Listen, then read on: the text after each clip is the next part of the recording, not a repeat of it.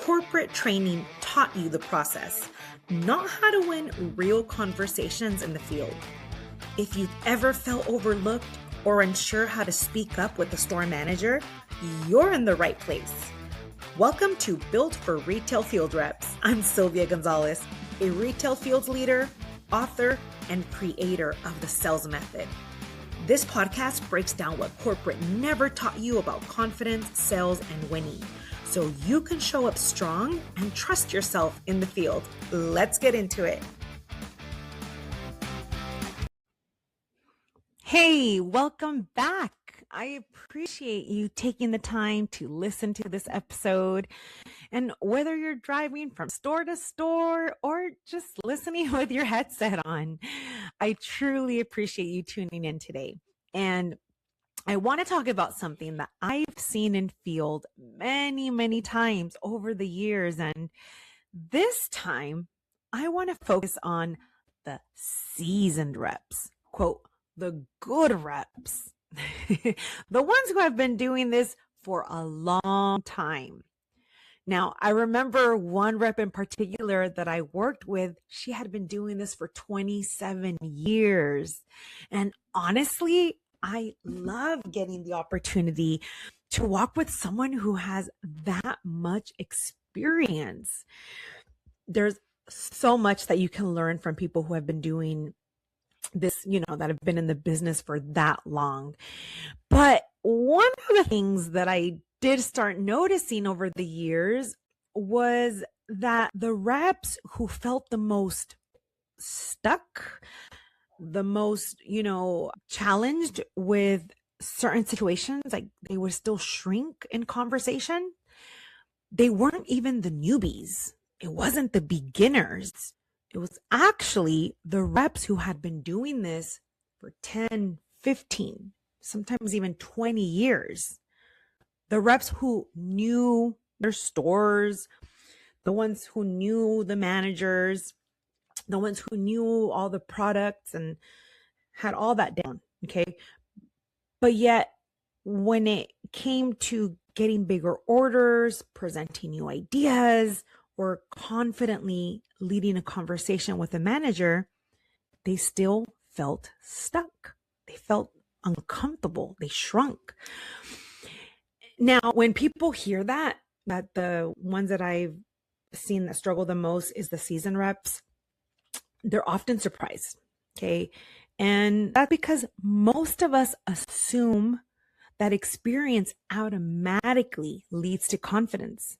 Well, you've been doing this for over 15 years. Of course, you're better than the new rep. Of course, you know what you're doing. You're fine, right?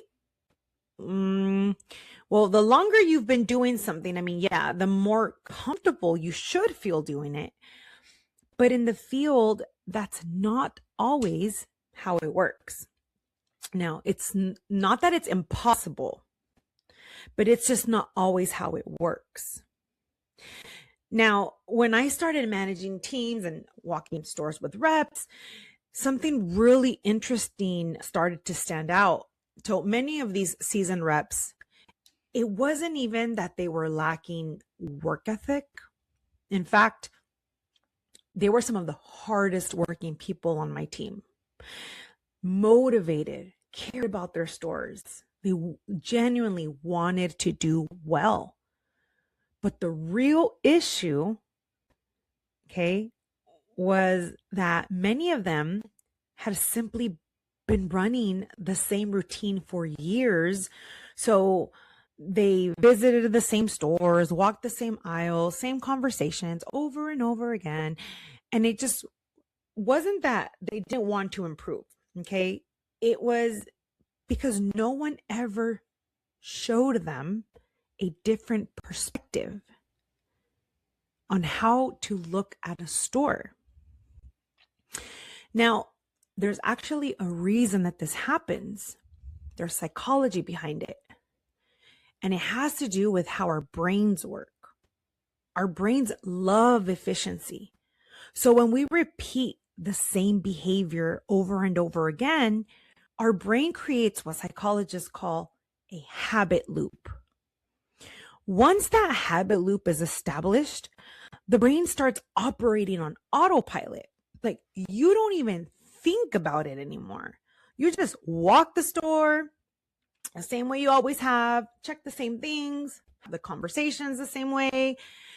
And because that routine feels familiar, it also feels comfortable.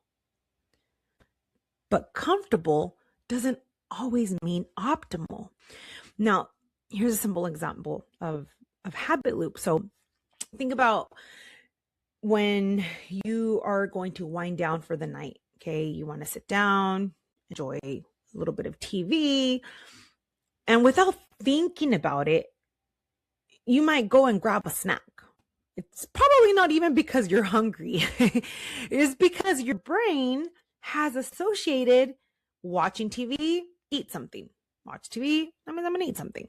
It becomes automatic. Okay, so I'm guilty of it 100%. When I wind down and I'm going to just chill and watch some TV, I don't even think about it. I just automatically want to grab some like dark chocolate or some nuts, something salty to snack on. And it's just natural to me. Probably not even hungry. I just naturally grab something when I'm going to watch some TV at the end of the day. And so the same thing can happen in field. When we're walking the stores, it just becomes automatic. And when something becomes automatic, you stop questioning it. There's no question. It's automatic. I mean, why are you going to question it, right? So in this industry, most field training, okay, and I've said this in the past, but I truly stand by it.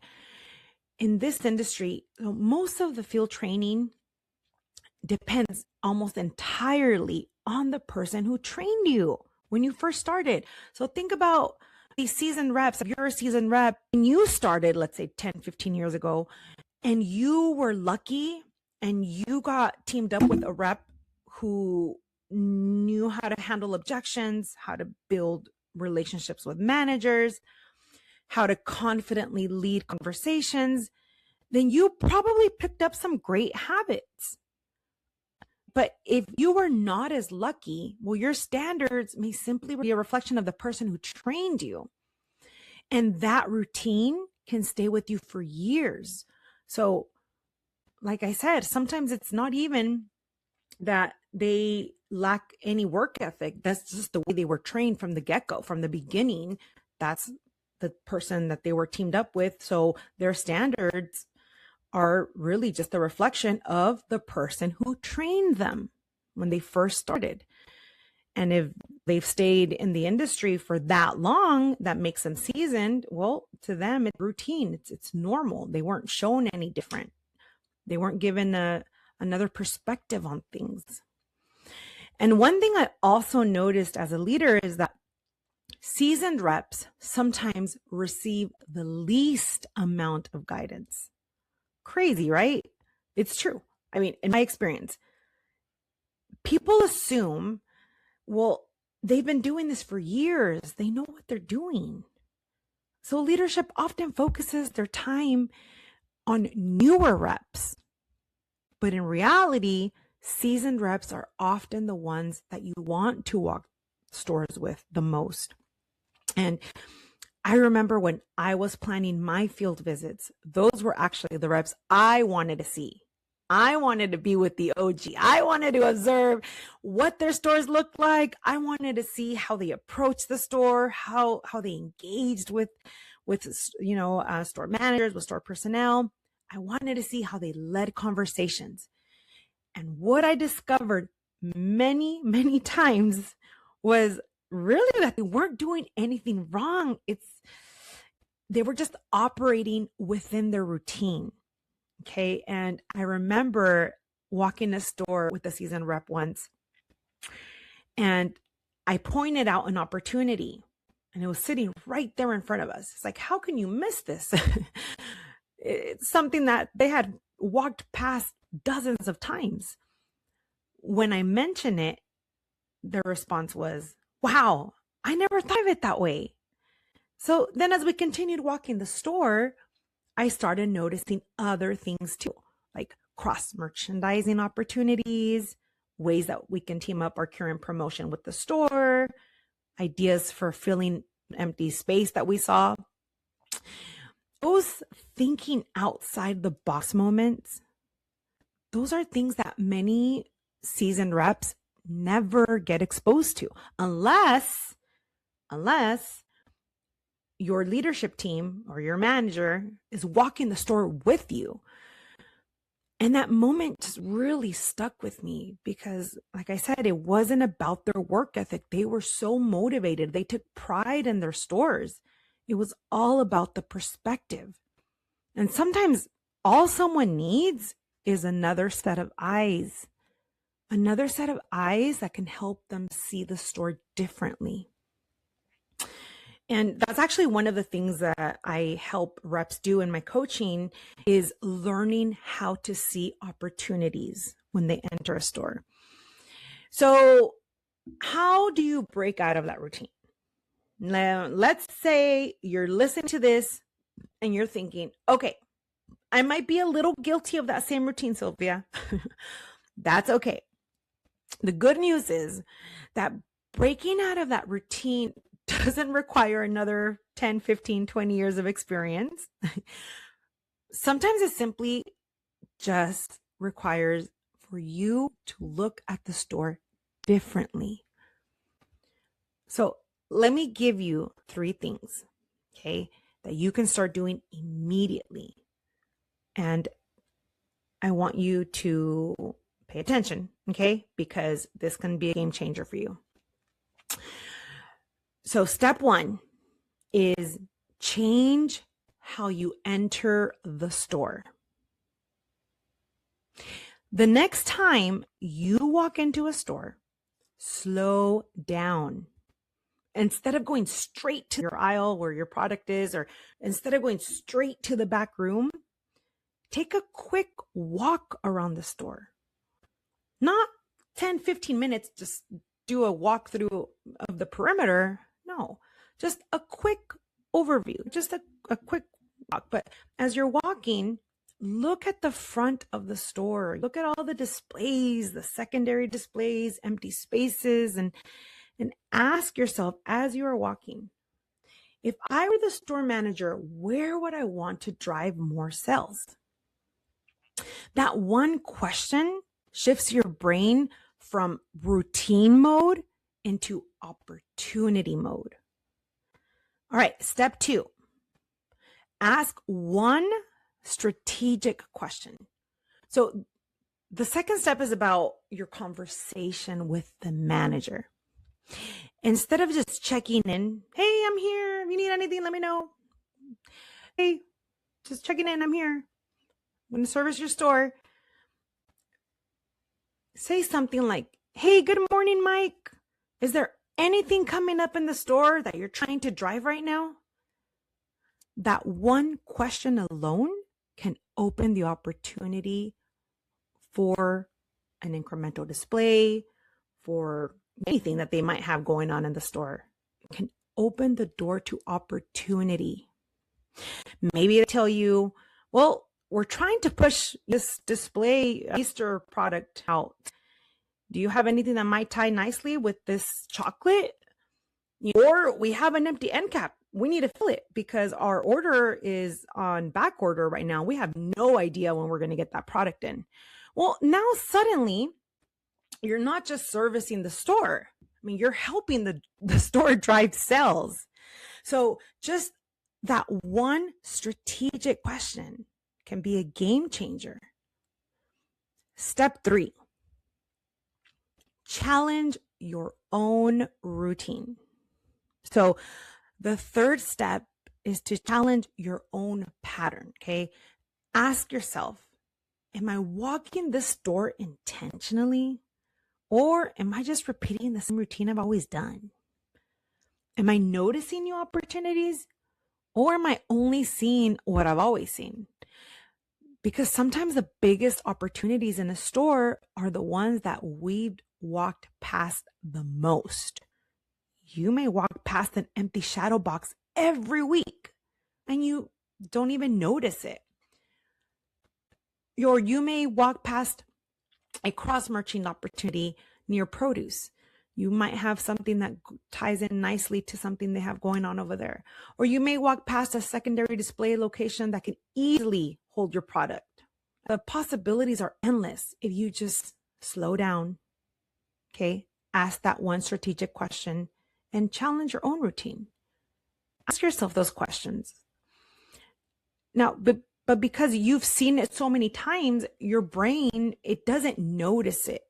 All right, so that is the habit loop. And, so that realization is actually what led me to develop the framework that I now teach called the S.E.L.L.S method. Because once reps have a structure behind how they walk a store, how they lead the conversations, something powerful happens. They stop feeling like they're guessing, and confidence naturally shows up. So, if you've been working hard in the field for years and still feel stuck in certain moments, I want you to know something. It's not that you're not capable. It means no one has ever shown you a new perspective on the store. And sometimes that one shift in perspective can completely change how you approach your stores. And one thing I do recommend is if you have a good relationship with your manager, ask them to walk a store with you. So the next time they let you know that they're going to be planning a field visit, or even if they don't say it, you say it out loud. Say, hey, I would love a fresh set of eyes on my stores. Can you come work with me next week? Because sometimes that outside perspective is exactly what helps you see opportunities that you didn't notice before. And I want you to know something else, because I believe in you. So if you don't hear it from your manager, I want to let you know that I believe in you. I want you to be rock stars out there in the field. Think of this podcast as little micro training sessions, little short conversations that help you grow, help you improve, and see the field differently. And if you have any questions, drop them below. I want to hear from you guys. I'm here to help you. So thanks for spending time with me today. And remember, confident reps get bigger wins. Build the skill, master the system. I will see you on the next episode. Bye-bye.